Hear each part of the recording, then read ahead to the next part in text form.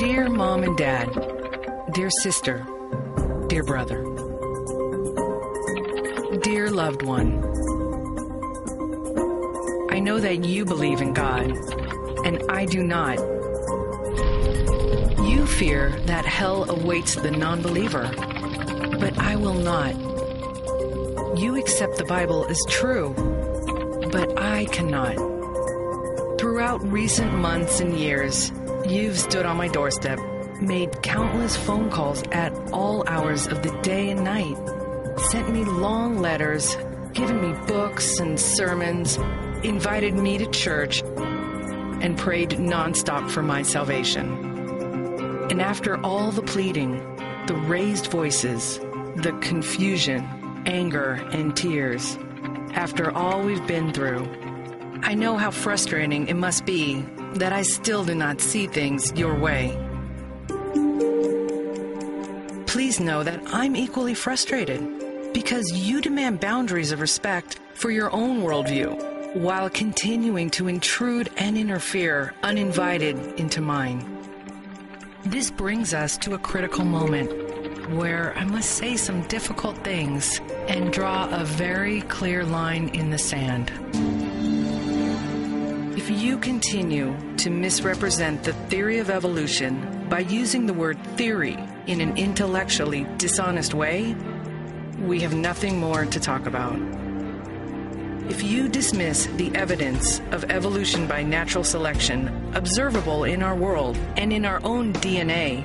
and you instead believe that our true origins involve a lonely, floating being in outer space and a naked man and woman in a sacred garden with an enchanted tree and a talking snake, we have nothing more to talk about. If you believe it makes sense that God would send a moral, trustworthy, honest, loving, hardworking, charitable non-believer to eternal torture in hell, yet would allow a serial killer to enter heaven after a deathbed conversion, we have nothing more to talk about. If you believe human beings could live to be almost 1,000 years old in the Bronze Age, we have nothing more to talk about. If you believe that a church, God's house, should ever need to buy an insurance policy against disaster, we have nothing more to talk about.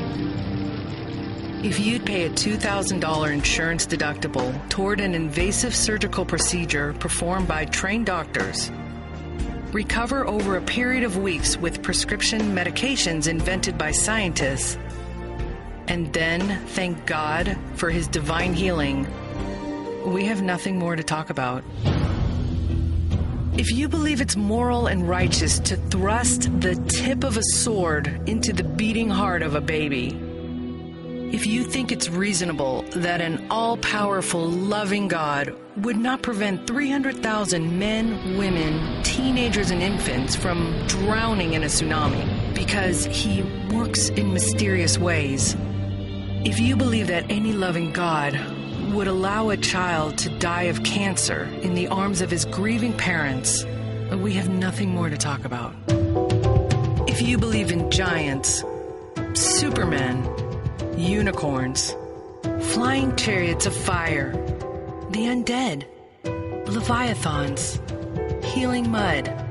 talking animals, and the biblical account of a man who spent 3 days underwater living in the belly of a giant fish, we have nothing more to talk about. Finally, at the end of the day, please know that I do love you. But after all these unbelievable stories have been brought to light, if you still believe the burden of proof is on me, that my position is the unreasonable one, the fantastic one, the laughable one, and if you cannot and will not treat me, my private life, my choices,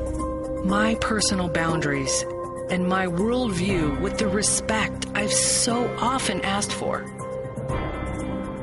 we have nothing more to talk about.